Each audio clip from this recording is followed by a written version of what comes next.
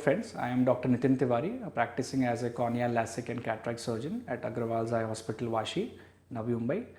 So today I have been touching about topics like most frequently asked questions about LASIK, or I would also like to say कि myth busters about LASIK, जो as a patient हर सबसे ज़्यादा जो आपको bother करते हैं, at times you feel little hesitant to even ask about it to us.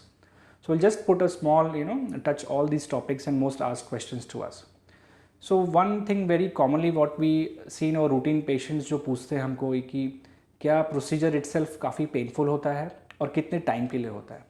See, procedure of LASIK is very simple and very straightforward. It's totally painless. आपको बिल्कुल pain नहीं होता.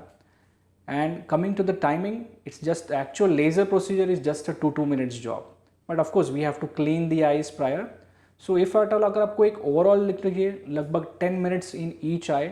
So in 20 minutes you have both the procedures are easily done and you are out of the hospital. So it acts like a daycare surgery.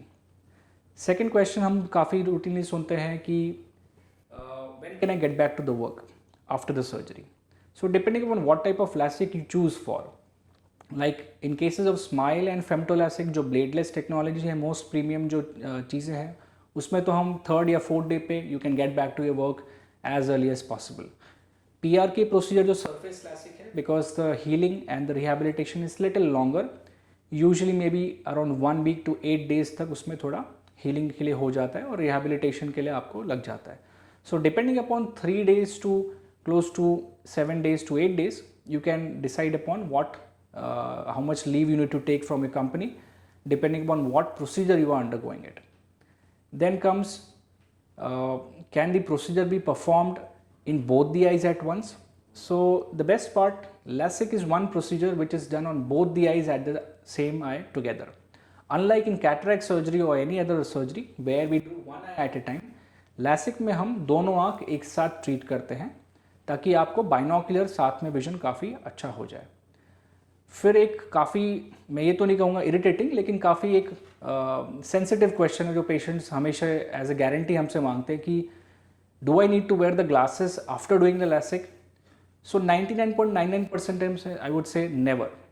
So when you get a LASIK done at 20-21 years of age, suppose आपका age है and we do the LASIK, so till the age of 42 तक आपको ज़रूरत लोग चश्मे की पड़ी नहीं है. 95% ऑफ पेशेंट्स को जो चश्मे का नंबर होता है वो माइनस में होता है which is called myopia. These negative numbers are already taken care and for lifelong. But when the age hits the 42-43 years of life, that time आपको ऑटोमेटिकली नज़दीक का प्लस नंबर आता है जिसे हम प्रेस बायोपिया कहते हैं. वो नंबर हम उसको निकाल नहीं पाएंगे, ठीक है. लेकिन जो आपको बॉदर करता था, डिस्टेंस का जो विजन आपको करता था, जिसके लिए आपने एक्चुअल LASIK कराया था 20 years of age, that will be taken care. So at least during your youth part, you need not worry about any glasses number. And secondly, when we correct the myopia या minus number from -1 to -7, things are very predictable. हमें पता है कि उसका outcome long term भी कितना अच्छा होगा. The issue lies in the gray zone. जब patients की जो age है, age से ज़्यादा मैं ये कहूँगा कि जो numbers है -8, -9, इसको हम लोग borderline gray numbers कहते हैं. यहाँ पर थोड़ा हमको डिफ़िकल्ट हो जाता है पूरी तरह पेशेंट को गारंटी या फिर मैं समझूँगा एश्योरेंस करने के लिए कि शायद नंबर थोड़ा रह जाएगा या फिर नंबर पूरी तरह निकल जाएगा. ये सब चीज़ें हम पेशेंट्स को डेफिनेटली इसके बारे में डिटेल में बता देते हैं क्योंकि एट टाइम्स कॉर्निया की सेफ्टी से बिना कॉम्प्रोमाइज़ किए पूरा चश्मा नंबर निकालना डिफ़िकल्ट होता है. But yes, from 1 power till -7 that is totally predictable depending upon your corneal thickness. 8 और 9 में कभी कभार हमको थोड़ा प्लस माइनस वगैरह करना पड़ता है. सेकेंडली, नंबर जो है क्या वो स्टेबल रहेगा प्रोसीजर करने के बाद फर्स्ट ईयर में 5 years 10 years? येस. LASIK जो है काफ़ी रिपीटेबल और काफ़ी प्रेडिक्टेबल आउटकम होता है. सो डे 1 से लेकर after 1 year 3 years 5 years 10 years तक उसके जो आउटकम है वो उतने ही रहते हैं. एक काफ़ी कॉमनली मैंने ये सुना है कि ड्राई आइज काफ़ी ज़्यादा बढ़ जाती है LASIK के बारे में. येस, एनी फ्लैप प्रोसीजर जब आप करते हो उसमें थोड़े नर्व एंडिंग्स हमारे कॉर्निया के उसमें ट्रांजैक्ट होते हैं, उसकी वजह से थोड़ी ड्राइनेस इनिशियली 1 to 2 months में बढ़ जाते हैं. बट उसको कॉम्पनसेट करने के लिए हम लुब्रिकेटिंग ड्रॉप्स देते हैं जिसकी वजह से वो इशू भी निकल जाता है. Here stands is smile which is much better because it's totally flapless and bladeless procedure. तो सबसे जो कम इंसिडेंस ऑफ ड्राइनेस है वो हमको स्माइल के बाद पता चलता है. So definitely that's one of the best advantages of smile and it stands over other procedures जो ब्लेड या फिर फेम्टोलेसिक के ऊपर होता है. एक और फैक्टर और सबसे ज़्यादा क्वेश्चन लोग पूछते हैं कि कब कराना चाहिए LASIK, what is the age, correct age to get the LASIK done.